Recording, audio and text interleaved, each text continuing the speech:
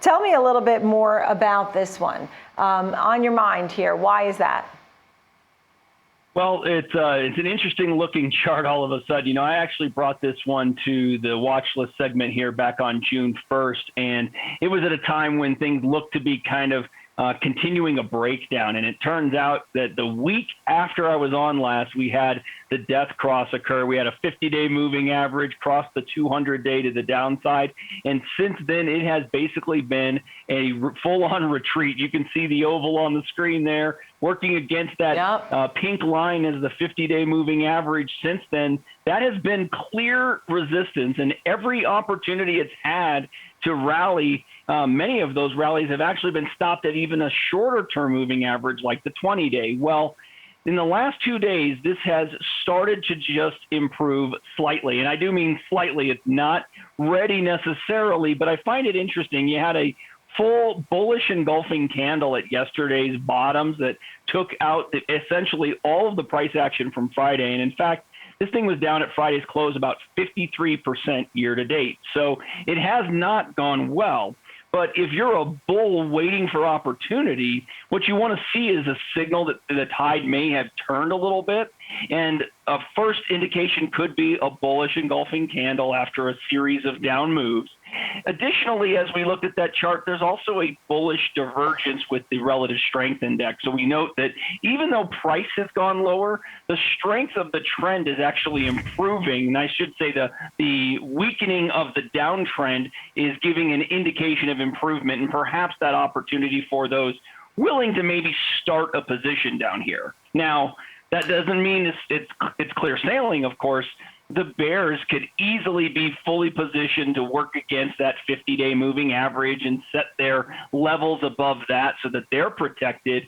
And in truth, that would be the strongest trend. It's a 9-month downtrend here, Nicole. So by no means is it out of the woods, so to speak, but it's showing signs of improvement. And I think if you're a bull, you're just going to keep an eye on a few levels, like $15, $18, and then $21. And if you can start to get those stair steps working in your favor, you have opportunity maybe to have caught this one at the bottom of a true reversal.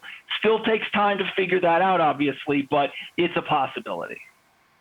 I think it's great how you say, you know, this is a solid maybe. And, you know, we don't say that in a funny way. No, we don't say that in a funny way. I think it's an excellent point that you're making, because we see that death cross in the middle of the chart there when you were on and you told us about that. And we see the 50-day moving downward, and that stock cannot cross above that 50-day. No way, no how. But look at how it's trying now. And I think you bring us a really important time. So solid, maybe it is, and it's one to watch for sure. If someone wants to put a little money, they can make it their own decisions.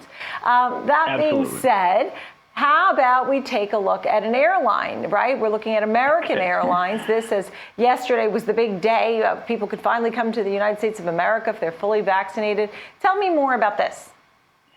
Well, you know, this is, again, a bit of a leading viewpoint, of course. This is a group that has moved majorly in the last week and a half here. And many of these positions, not just American, but if you were to look at the conglomerate of airline stocks, you've seen very big swings off of that bottom.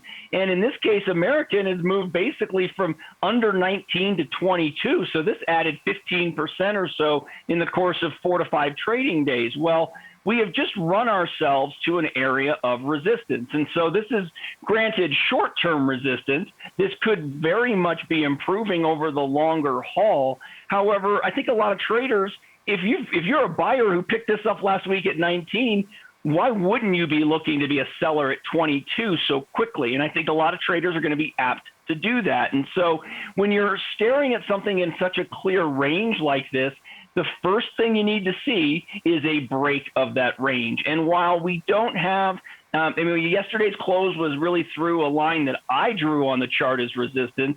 It's entirely possible that we really fail at this ledge and have to make a higher low by retreating further into that green trend line. Now, that's the 200-day moving average. And so, yeah, we've been above it for 3 trading days.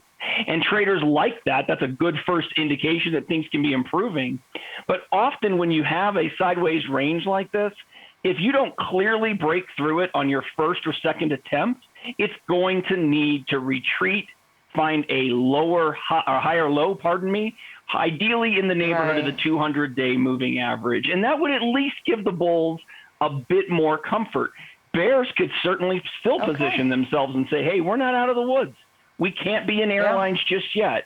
And even though we're all looking 6 to 9 months down the road, there's still enough questionable activity in the future here to say, hey, we don't definitively know. And so traders are going to wait. Traders are going to want to see a close over that 23 probably, or 2250 at least, before they're starting to feel much more informed. So it still looks like a range to many traders here, I would think.